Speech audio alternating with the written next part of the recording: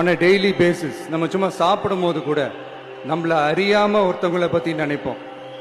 நம்மள அறியாம அவங்களுக்கு நாம நன்றி சொல்லுவோம்.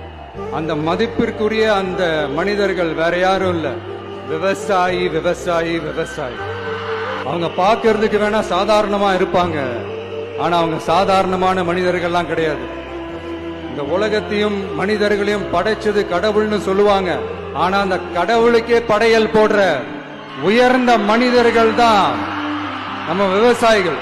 இந்த பூமியில உயிர் இருக்குது, இந்த பூமியில பூ பூக்கும், காய் காய்க்கும், பூத்து குலுங்கும்னு இந்த பூமியை அழகா காட்டி இந்த பூமிய சாமி ஆக்குறதுல இயற்கையோட சேர்ந்து நம்ம விவசாயிகளுக்கும் ஒரு முக்கிய பங்கு ஒண்ணு இருக்கு.